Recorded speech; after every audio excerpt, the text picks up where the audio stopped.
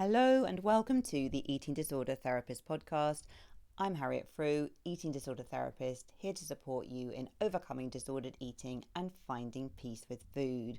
So today I want to talk all about Gwyneth Paltrow, orthorexia versus healthy eating. So you may have heard Gwyneth recently sharing on her Goop podcast about her relationship with food and her recent relaxation of eating and gravitating back to sourdough, pasta and cheese.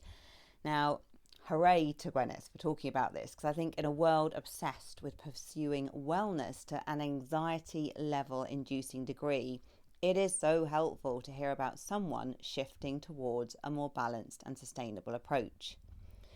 So when does healthy eating become obsessive and not so healthy anymore? Now, Gwyneth shares on her Goop podcast about previously becoming obsessed with eating very, very healthily, and perhaps understandably, this was sparked by her father's throat cancer and wanting to optimise her health and well-being. So I think he wasn't so keen himself, but she was almost trying to do it by proxy. Now, if anyone in your family is unwell, it's a very frightening, sad experience, really heightens the fragility of life. It brings up a lot of fear. So it would not be surprising one bit to attempt to seize control of health through some radical action. I think many of us could relate to this. Gwyneth is not alone. Because in an uncontrollable world with high anxiety and often turbulent and unpredictable life, humans will try to control and feel safe. And this is a natural response to fear, to try and control something. And food is one of the few things that is truly yours alone to manage. Your relationship with food is very personal. No one can tell you what to eat.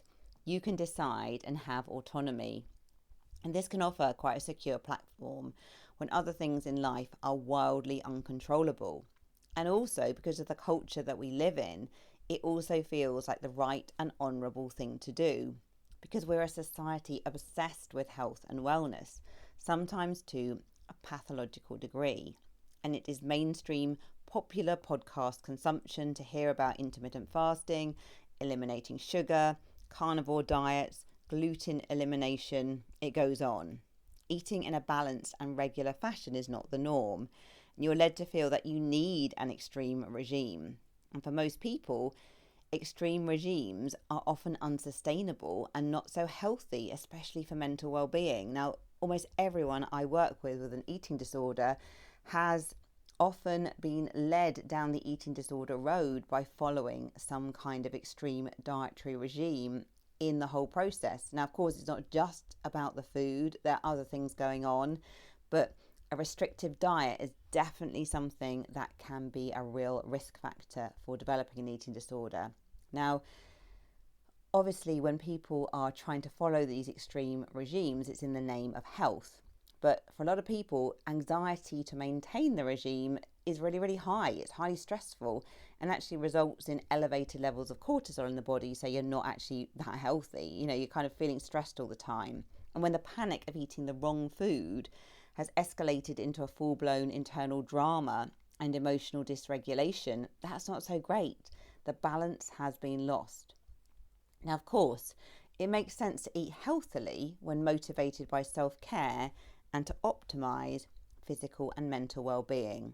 So let's dive a bit more into thinking about when is healthy eating not so healthy anymore. So orthorexia describes an obsession with eating healthy food.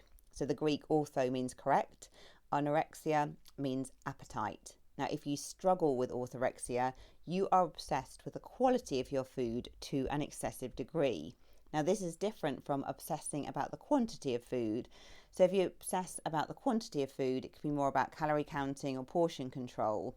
Although the two can coexist, many of my clients in the therapy room will be obsessing about the quality and the quantity of their food.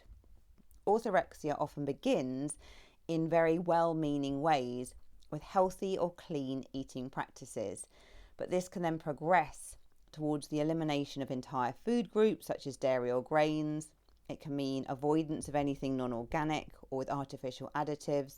It can involve cutting out ingredients such as fat or sugar. Now, orthorexia is not officially recognised yet as a clinical eating disorder. However, it is serious and often leads a journey towards a full-blown eating disorder such as anorexia, bulimia or binge eating disorder. And previously, my clients were presenting in the therapy room, dabbling in a dieting background that may have involved Weight Watchers, Slimming World, or MyFitnessPal. But in recent years, this has often been replaced with clean eating and a wellness obsession thrown into the mix. And it's sometimes really hard to name this as disordered, as orthorexic eating is widely practiced and normalised in mainstream culture. So let's explore further the difference between orthorexia and healthy eating.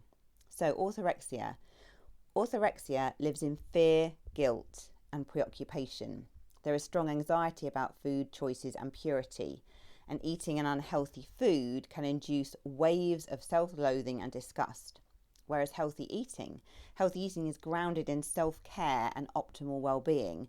You'll make conscious and intentional food choices to nourish and optimize health. It is also flexible and includes pleasure and satisfaction. Orthorexia. You may withdraw and isolate from activities and people who do not align with your strict dietary regime. You can only eat at certain restaurants with particular people maybe, whereas healthy eating, you can engage flexibly in normal daily social life without undue thought or concern, choices motivated by personal preference and taste, and adapting to the needs of others too. Orthorexia, you experience elevated self-esteem when eating foods that are healthy, but self-worth has become disproportionately linked to eating clean. So when you're in control, then all is well. But a slip up or deviation from clean eating can lead to spiraling of anxiety and low mood. Whereas healthy eating well is a priority, but not to the detriment of living a full and balanced life. Relationships, purpose and fulfillment can take precedence over trying to eat perfectly. So what about treatment of orthorexia? So orthorexia appears to be all about the food, but the psychology runs deeper. So it's helpful to peel back the onion layers of understanding orthorexia better. Now, if you're experiencing orthorexia symptoms, be kind and compassionate towards yourself. You may be prone to high anxiety and perfectionism, and these traits will have existed long before your preoccupation with food emerged. So you may wish to reflect on your childhood and emerging adulthood experiences and understand events and relationships that may have contributed to a more fear-based approach to life.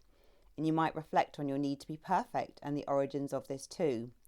Because perfectionism is often rooted in not feeling good enough, and striving to be perfect is a coping strategy to feel safe and to protect yourself from possible abandonment or rejection. So maybe in your core, you don't feel good enough, unlovable, you feel unworthy. Secondly, there could have been a trigger event or trauma that pivoted you onto the orthorexic road. Now, Gwyneth experienced her dad's ill health, likely amongst many other complexities and life nuances, which understandably could have impacted the journey towards a health obsession. So what about you? Did you experience a life transition, a bereavement, a change, a relationship breakdown, or something else which impacted your feelings of safety? Understanding these deeper layers can be an important part of the change process.